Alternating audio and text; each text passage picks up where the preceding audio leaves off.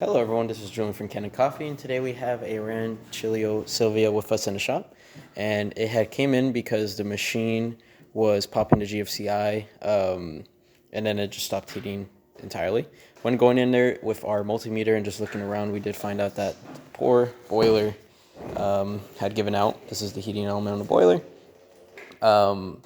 Issue with older versions of this machine, although this machine looks very much new, it had an older style boiler, and as you can see with the older style boiler, that heating element is actually welded into the boiler, so there is no removing it. If in case you needed a new one, you literally can't remove it out, you can't pull it out or anything along the lines of that. You have to replace it. And the newer style boilers for a machine like this one does have the irreplaceable heat exchanger, so in case it ever goes out, you could just replace just the heat exchange or the heating element. And so also, all right, was just looking for it. I did take some pictures of what was the reason or what happened when I actually did open the boiler, and as you can see, it's gonna be kind of hard to focus. Let me see if I can focus on it. That's a lot of scale. That was on the bottom of your boiler. That's where this part connects, as you can see. And you can see all along the walls, there's a bunch of scale. But there was a heavy amount of scale on your machine, or inside of your boiler. And I also got a video of me running through my fingers through it, just to kind of show you how much it actually was. Please descale your machines. Of course, be careful with descaling because it is a little tedious and you could damage the heating element. But yeah, so that's what killed the heating element on this machine. But yeah, so we got a brand new boiler in there. We also did clean the group head. It was a lot of coffee buildup in there. I did replace the gasket and the shower screen, even though it wasn't part, because it's really hard, and I think I have the original ones here.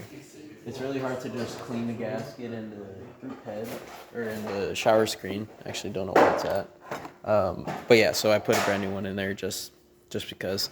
And so yeah, well, now we ready to brew a shot. So we have our portafilter full of test coffee. And don't worry if it runs a little too fast or a little too slow. I do not calibrate or grind to any of the machines we test on. And so we're just wanting to make sure water comes out and maybe get a good shot sometimes. Sometimes it does come out really good. But yeah, we're going to see right now. Oh, it looks like a really good shot too.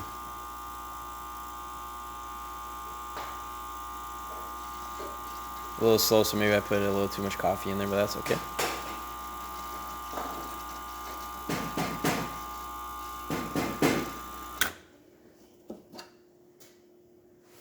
Oh, that's why. The hose wasn't fully all the way down. There you go.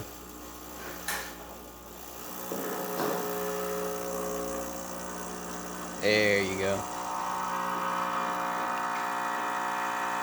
Again, this is just a test shot. We're just wanting to make sure that it's not clogged or it's, running water properly. It actually looks like a really good shot, even though we had to stop it.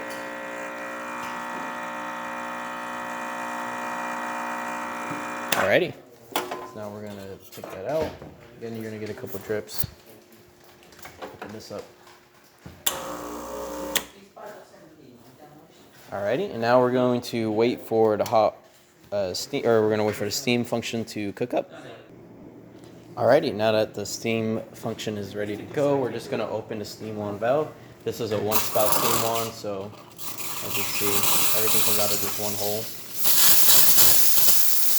Working very well, as you can see. It is always gonna be naturally wet since it is a single boiler, and I opened it right when the function was ready, so if you leave it for a little longer, it will get drier, as you can see. So yeah, that's about it for this repair. If you like this video or any of our other videos on our channel, leave a like, subscribe, and hit the bell. Thanks for watching.